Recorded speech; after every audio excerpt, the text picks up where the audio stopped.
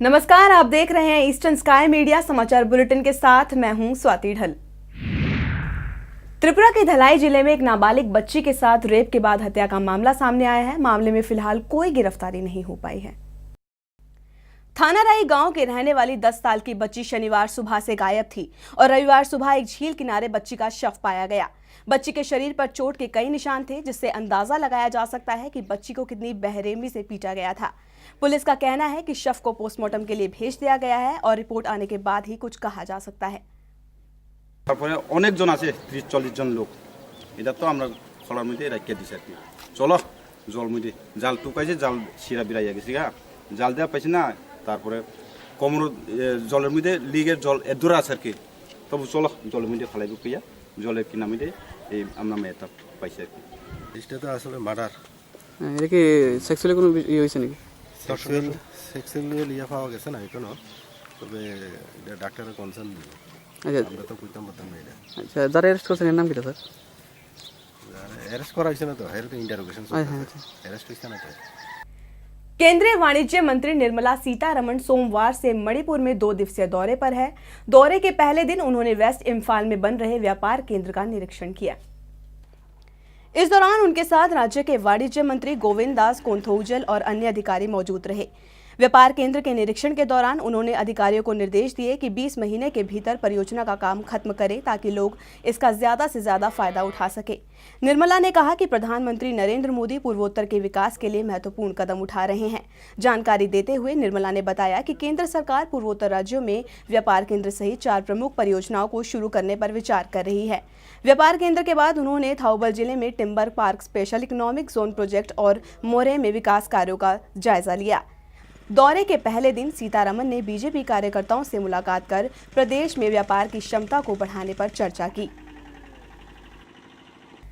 Delhi solidarity group ने मंगलवार को राजधानी के कॉन्स्टिट्यूशन क्लब में 23 दिसंबर को असम में हुई हिंसा की घटना पर एक रिपोर्ट जारी की है।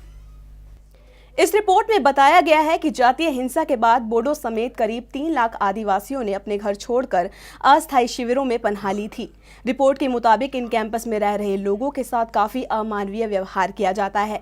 हिंसा के बाद मानवाधिकार कार्यकर्ता हर्ष मंदर, वरिष्ठ पत्रकार सीमा मुस्तफा और सुकुमार मुरलीधरन के समूह ने 10 से 12 जनवरी को असम में हिंसा प्रभावित क्षेत्रों का दौरा कर ये रिपोर्ट तैयार की है। रिपोर्ट में बोडोलैंड की मांग कब और क्यों हुई, साथ ही बोडोलैंड की मांग करने वाला समूह किन परिस्थितियों में उग्रवादी गतिविधियों में शामिल हो गया, सभी विषयों पर निष्कर्ष निकाला गया है। हर्ष मंदर ने बताया कि उन्होंने अपने दौरे के दौरान राज्य के सीएम तरुण गोगोई से मुलाकात कर आदिवासियों के उत्थान की बात सामने रखी थी। वहीं सुकुमार मुरलीधरन ने कहा कि नागरिक समाज समूहों को असम में हिंसा रोकने के लिए एक साथ काम करना चाहिए। I think that in particular, for instance, I've been very concerned about a very long tradition of what I call impunity, what we call impunity. Impunity means that for every series of these waves of ethnic violence and targeted violence that we've had right from the early 1980s, including Nelly very dramatically, no one has been punished. So one of the things that we're trying hard, and the state government has been cooperating, even in the Buxa violence a few months ago, targeting Bengali Muslims, and now this violence, that they take proper steps, the statements before the magistrate, naming the victim, the culprits, or giving their details, so that there's a better investigation. So I think that is really necessary if there has to be any deterrence in future. The questions of security to the people, better services in the relief camps, these are some of the other sort of immediate concerns we have. Also that we found them, the Adivasi communities living with, even in normal times, with almost no developmental kind of coverage. It's quite amazing. I mean, the settlement where I visited, which is a forested village in Sonitpur, where we had to walk for 5 kilometers from the last road. That village, the nearest primary school was 7 kilometers away, and most of the children were not educated, the adults were not educated. So I think that the recommendation that we have to take a much more conscientious developmental approach to this community is really important. No, I think one of the few bright spots in the recent phase of violence is that the very next day, all the civil society groups from all the major ethnic communities got together on common platforms and formed peace committees, which were at the district headquarters level and also at the level of the villages that were affected by the violence. So that created a strong public mood which prevented a further escalation of the violence.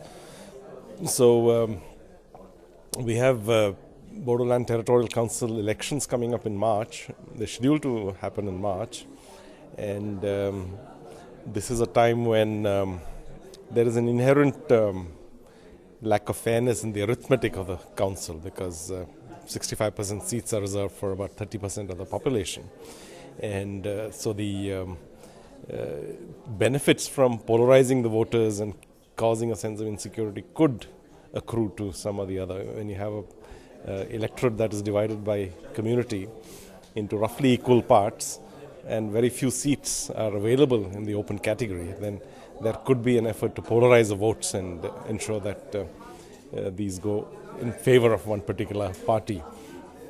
We hope that civil society is able to stand up and resist that kind of political strategy. We've seen that happen in other parts of the country. Assam is no exception.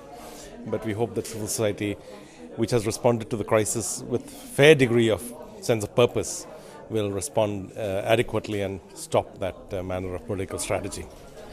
Arunachal Pradesh की Doimukh Rajiv Gandhi university में सोमवार से सांस्कृतिक संसाधन प्रबंधन पर capacity building programme की शुरुआत हो गई है।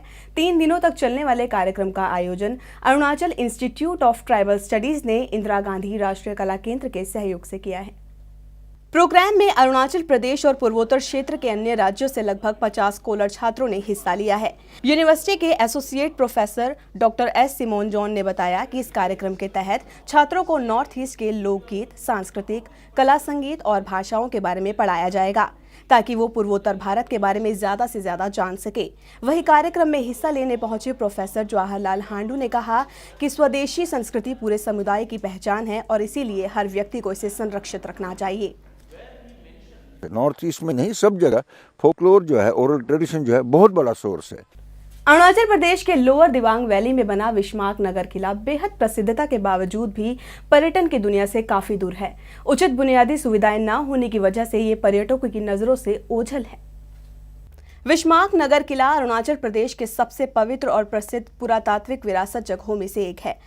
8वीं शताब्दी ईसा पूर्व के दौरान इदू जनजाति द्वारा बनाए गए इस जिले का प्रतीकात्मक महत्व है और ये इदू मिश्मी के पवित्र विरासत स्थलों में से एक है। किले के ऊपर से पूरे क्षेत्र का मनोरम दृश्य देखा जा सकता है। यकीनन ये किला अरुणाचल प्रदेश के प्रसिद्ध पर्यटन स्थलों में शुमार हो सकता है, लेकिन जरूरत है तो बस उचित रखरखाव की। राज्य सरकार की नजरों से ओझल हो चुके इस किले की अगर मरम्मत करवाई जाए तो प्रदेश को एक और पर्यटन स्थल मिल सकता है। सरकार को जरूरत है कि वो इलाके में टूरिस्ट लॉन्च बनवाए ताकि यहाँ भी टूरिस्ट के क्षेत्र में बढ़ावा मिल सके। खबरों के संग में फिलहाल इतना ही। नमस्कार।